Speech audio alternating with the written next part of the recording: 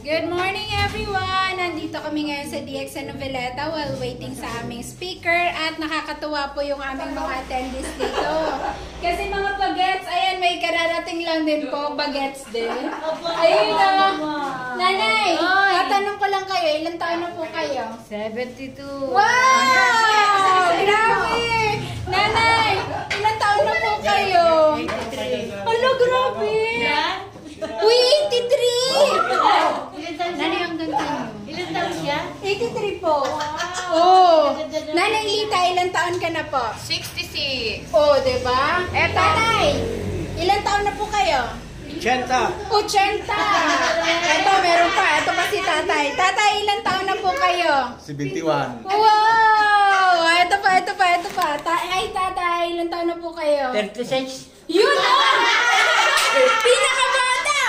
Ano kaya may magtanong pag-uwi ko, wala na kayong masabi. Ganun. Hinati ko lang. Hinati nyo lang Hinati po. ko lang. Gano'n po kalahati yun? Baliktad po ba or ano po? Hati lang hati. Kalahati, 36. 74. Mahina po ako sa mat eh.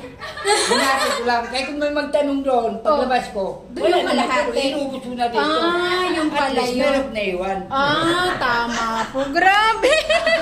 Nakakatuwa mga bagets yung aming mga kasama dito. Talo ang mga tunay na bagets, di ba Ma'am Levy? Yes. Oh. Oh, Jenny, ilang taon ka na? 74 ka na? Pinaka natin dito, pinamatanda. 19 na ba? 19? Ay, ang saya. Oh, diba? At syempre, dito sa DXN Noveleta, always puno ang ating mga produkto. Yan ang pinakamasarap dito. Grabe. Dito lang. Dami. Hi, Ate Alma! Uy, na-miss ko kayo. Siyempre. Galing kami sa init. Hi! Ayan, ngayon pa lang, congratulations na sa ating lahat dahil may paraffle tayo! Yay! Galing syempre kay Ma'am Levy. Thank you, Ma'am Levy! Sino gusto manalo? Ako din! Sali ako syempre. Kasi hindi para sa'yo. Ayan, so mananalo muli, DXN bag na napakaganda, ang kapal at bagay sa akin. So, ito na nga, yung panalo, base sa attendance natin, at mula sa puso ni Ma'am Levy. Congratulations! Tananan! Number 2. Wait! Sorry. Number 11. Bakit hindi 12? Congratulations, Ma'am Eva Ria! Ikaw talaga? Ayan, Ma'am Levy! Kailangan mo nanalo. Kailangan mo namanan. Ayun na! Congratulations!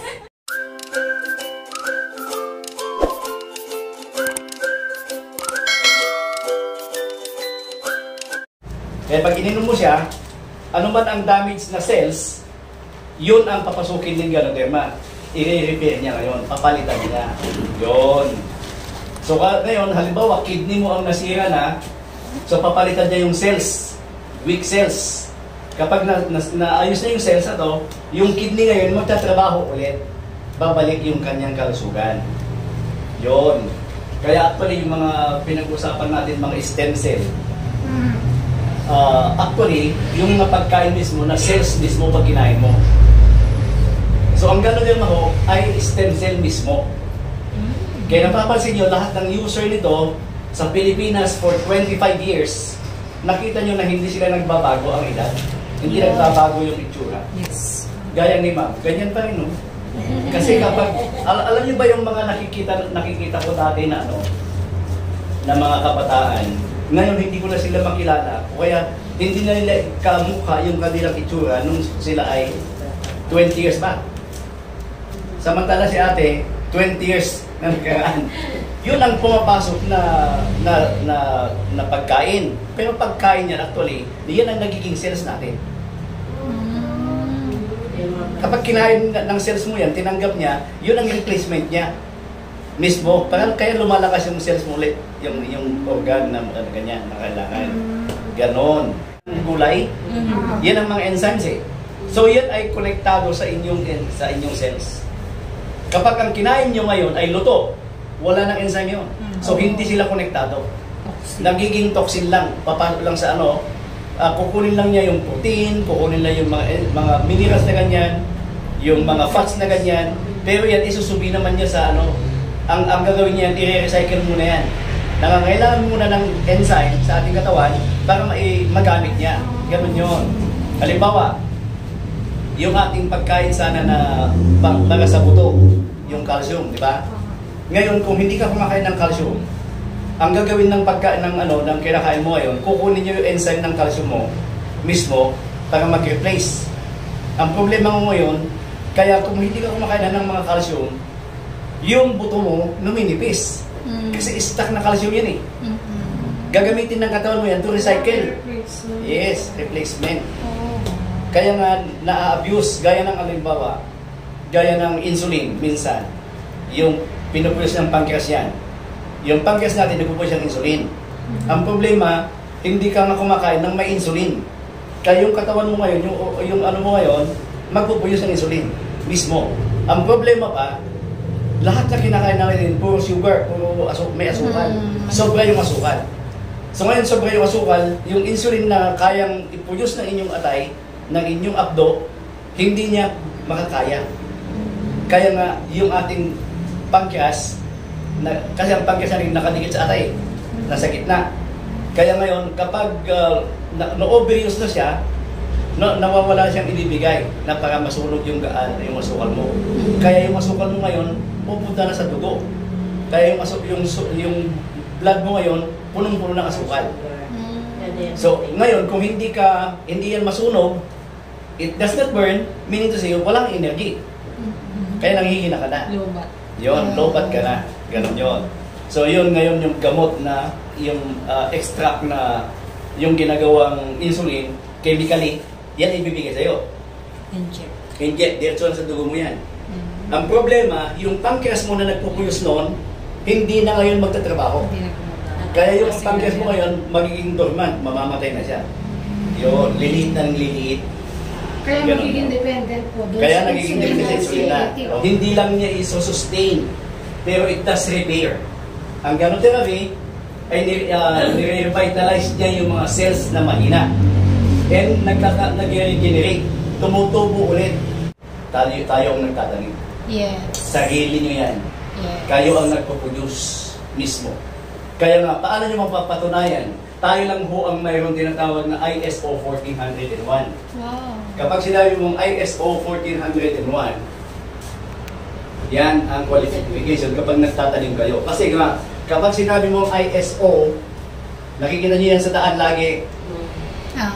900. Ang ibig sabihin yan ay quality at saka serbisyo. Ang pagandahan na ng serbisyo ngayon. Kapag nagtayo ka ng mga negosyo mo, pagandahan ng serbisyo, una-una quality.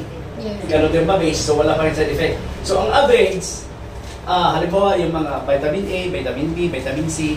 Di ba yung vitamin C, vitamin A at saka vitamin B kapag sobra, lason? Tama? Pag sinobrahan mo ang vitamin A, lason yan. Kaya nga, ang pangtanggal ng init sa katawan ng tao, papawisan ka, dapat magpawis ka. Kapag hindi ka magpapawis, hindi lalabas yung init sa katawan mo. Kasi yan ang pinaka-radiator na yun natin. Para tayo makina na may nilalagay na tubig sa sasakyan. Yan ang radiator. Tayo naman, kapag uminom tayo, lalabas doon sa pawis natin. Ilalabas mo yung init through pawis. Ganon yun. Sa mababalanse yung init sa ating katawan. Otherwise, lalaglatin ka na at magkukumpulsyon. At kapag ginawa nyo yan lagi, tapos uminom kayo ng mga painkiller o yung mga panglagnat na gamot, sinusuppress lang niya po yung init. Nalagay yan sa loob ng katawan nyo. kinokontrol lang niya. Pero yung init sa dugo nyo hindi lumalabas. At habang yung dugo nyo ay dumadaloy, umiikot, natutuyo yung kanyang dugo, ay yung kanyang tubig. Kaya natutuyo ang mga dugo natin sa, halimbawa, pinipigil nyo yung pagpawis.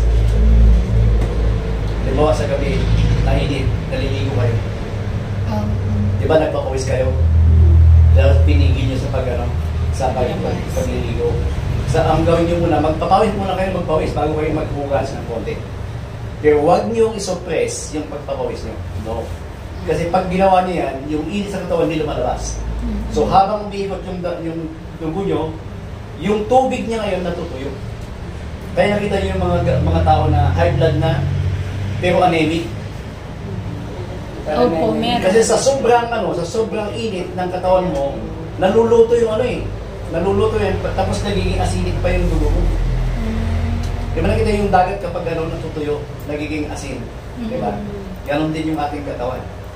Nagiging acidic tayo. Kapag acidic na, ang acid kills. Ang pinapatay ang dugo.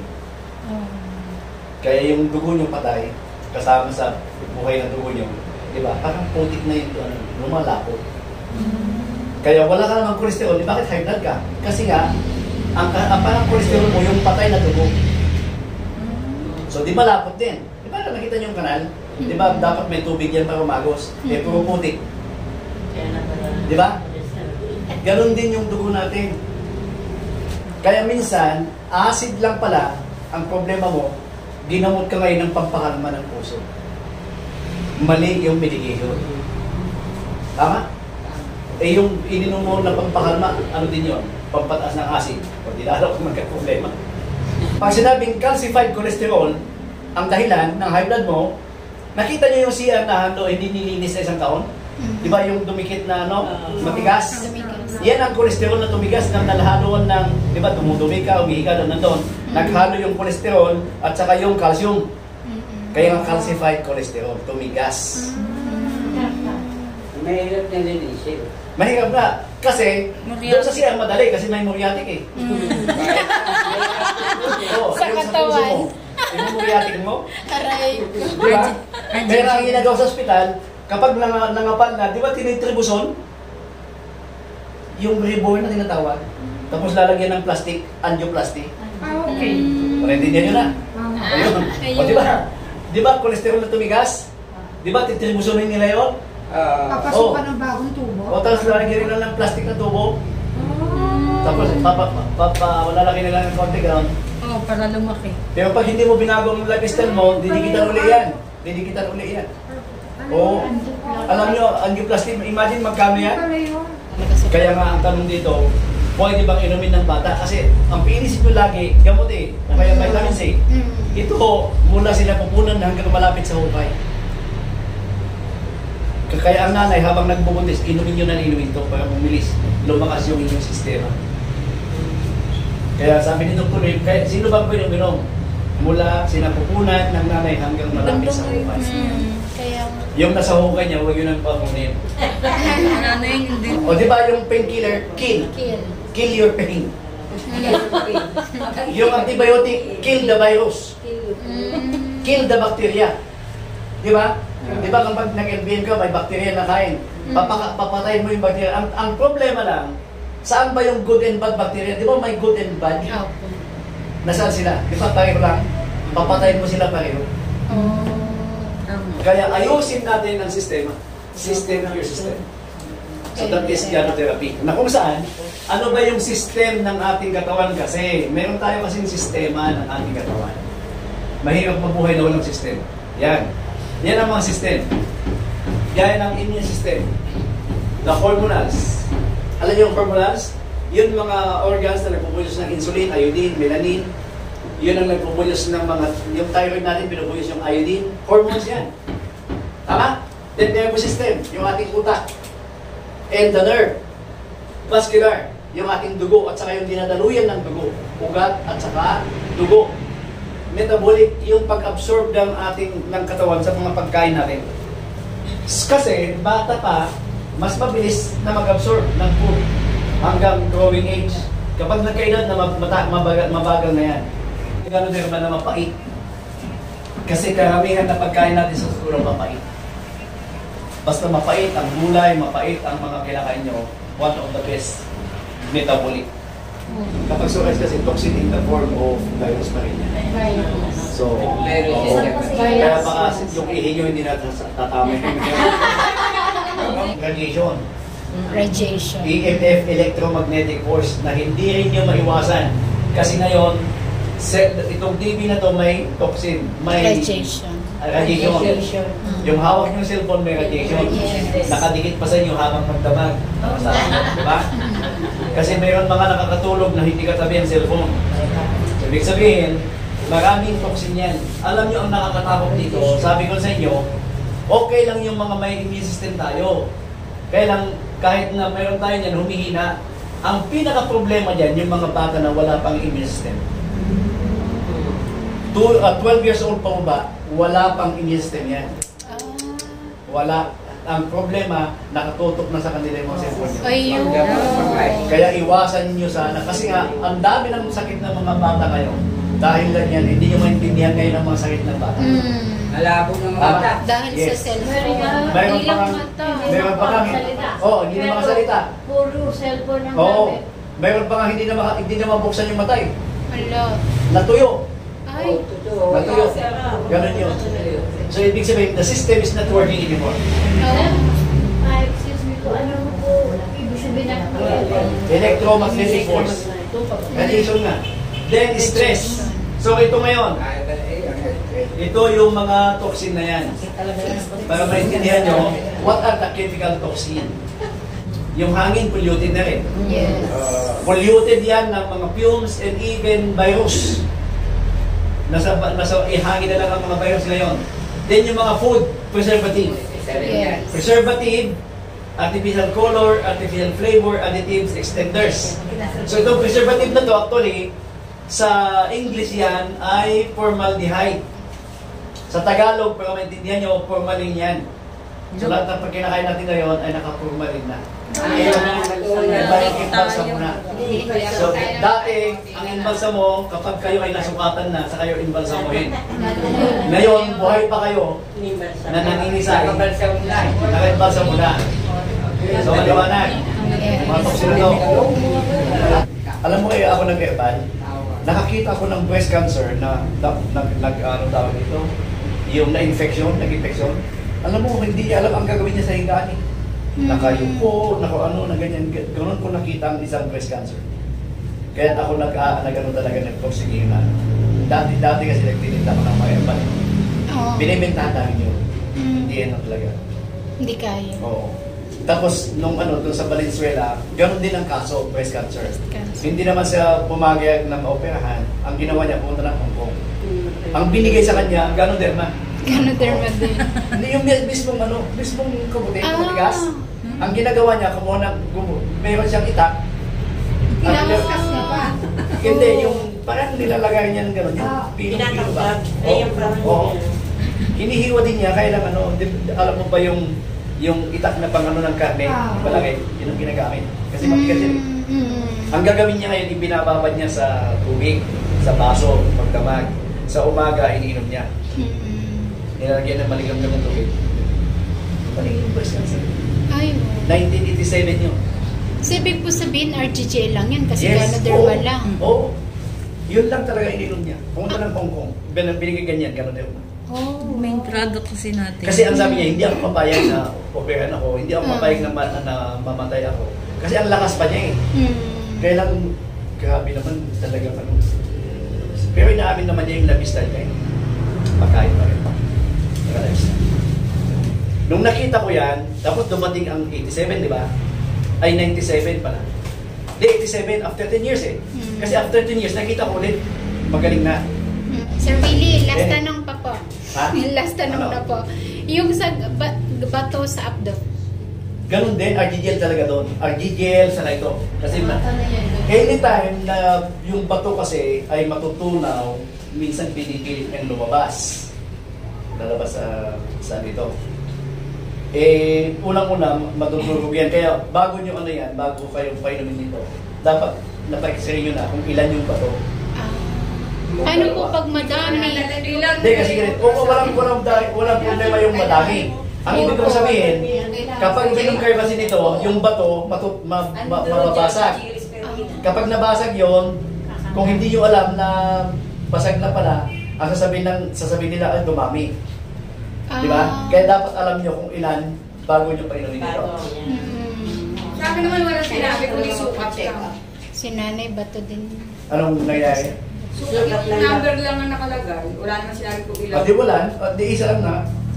Sukat lang. Ngayon, pag inom mo na ito ngayon, mababasag yan kasi. Kung hindi naman, talagang matutunaw lahat. Pero kami, mababasag yun eh. Nababasa. So, pa-x-ray mo ulit. Kapag naging 3, masaya ka na. Ibig sabihin, basag na. Sir, excuse me, tanong ako. Sa vertigo naman po, paano po yung... Ang vertigo kasi, na-overuse kayo sa mga caffeine. Yung mga uminom lagi ng mga painkiller. Yung mga uminom lagi ng mga... Yung mga drinks, yung mga... Papastrong. Energy drink. Energy drink. Cobra. Oo. Naku, huwag niyong sabahan yan. Actually, lahat yan ay caffeine. Na inasukalan lang. Chemical caffeine yan. Kaya kape din yan. Ngayon, ang problema sa Sting, ano yan, artificial nga caffeine.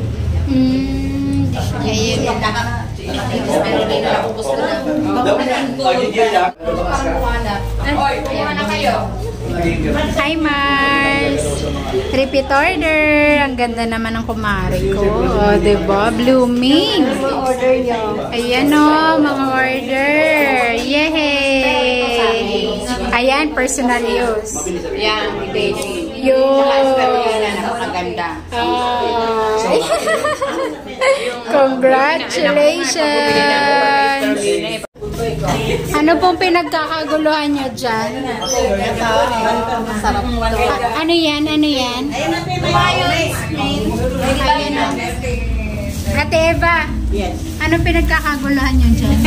Hi! Bumibili kami ng... Bumibili kami ng ganito. Ayun o. Ayun o. Yung aking gamot. Wow, hindi yan gamot. Ay, gamot. Ito yung aking iniinom. Food supplement. Food supplement. Naubos ko na yung 3 ganito. Wow. Ano naman yung sa'yo, Ate Eva? Ito. Ay, ayun. Ay, sana all. May laman talaga, may laman. Yay! Ayun na. Ay, ano, Tepe? Tilate. Milk tea. Bili ka. Ito pa. Ang laki ng flap. Oh, ayan pa, ayan pa. Oh, wow! Ayan pa, ayan pa, ayan pa. Wow! Ayan pa, ayan pa, ayan pa. Para nasibo na lang ko. Oh, di ba? Ay, ang dami! Yay! Pinakamarami. Oh. Ano yun? Resibo? Yun pala yun. Yay!